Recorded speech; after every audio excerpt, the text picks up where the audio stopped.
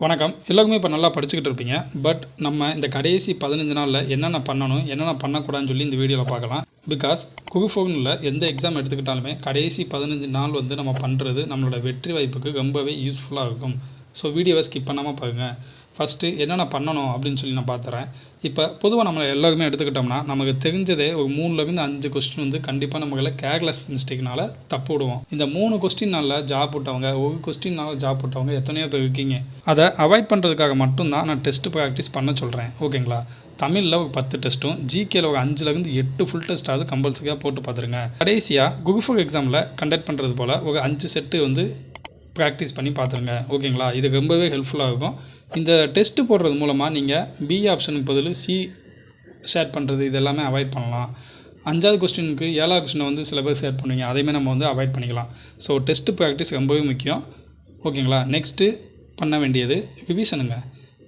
ஓகேங்களா? நீங்கள் இது வரைக்கும் படித்ததை மட்டும் ரிவிஷன் பண்ணுங்கள். எவ்வளோ ஒரு இம்பார்ட்டண்டான டாப்பிக்காக இருந்தாலுமே அதை வந்து படிக்காதீங்க. ஓகேங்களா?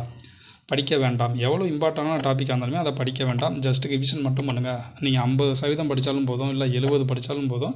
அதை 100% வந்து ரிவிஷன் மட்டும் போயிருங்க. ஓகேங்களா? இந்த 2மே போதுங்க. இந்த 15 நாளைக்கு நம்ம ரொம்பலாம் தேவையில்ல. டெஸ்ட்டு அண்டு ரிவிஷன் இது மட்டும் போதுங்க. நெக்ஸ்ட்டு பண்ணக்கூடாதது, புதுசாக வந்து நம்ம எதுவுமே படிக்கக்கூடாது. ஓகேங்களா? அது எவ்வளோ இம்பார்ட்டண்டான டாபிக் இருந்தாலும் பரவாயில்ல. நீங்கள் புதுசாக எதையுமே தயவு செஞ்சு படிச்சிடாதீங்க. இந்த 3 பாயிண்ட் மட்டும் போதும். ஃபஸ்ட்டு டெஸ்ட்டு, நெக்ஸ்ட்டு ரிவிஷனு, அடுத்து வந்து புதுசாக நீங்கள் எதையுமே படிக்க வேண்டாம். ஓகேங்களா? அதே போல் இந்த 15 நாளுமே மேக்ஸ் கம்பல்சரியாக ஒரு மணி நேரம் ப்ராக்டிஸ் பண்ணி பார்த்துருங்க. கரண்ட் அஃபேர்ஸ் நிறைய பேர் கேட்டிருந்தீங்க. நீங்கள் லாஸ்ட்டு ஒரு 6 மந்த்ஸ்க்கு மட்டும் படிச்சுக்கோங்க போதும். வேறு எதுவுமே வேண்டாம். ஜஸ்ட் ரீட் மட்டும் பண்ணிக்கோங்க. கண்டிப்பாக எக்ஸாம் ஹாலில் ஞாபகம் வர சான்சஸ் இருக்குது. ஓகேங்களா? ஜஸ்ட் ரீட் மட்டும் பண்ணிக்கோங்க. இதுக்குன்னு ஒரு 5 நாள் 6 நாள்னு சொல்லி ஒதுக்காதீங்க. ஜஸ்ட் ஒரு 1 டேயில் வந்து ஜஸ்ட் ரீட் மட்டும் பண்ணி விட்ருங்க போதும்.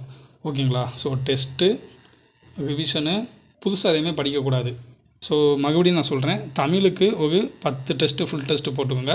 ஜிகேக்கு ஒரு 5லேருந்து 8 ஃபுல் டெஸ்ட் போட்டுக்கோங்க. கடைசியாக குரூப்4 எக்ஸாமுக்கு கேட்குறது போல் ஒரு 3 ஃபுல் டெஸ்ட் வந்து ப்ராக்டிஸ் பண்ணி பார்த்துக்கோங்க. இதுவே போதுமானது. Thank you all.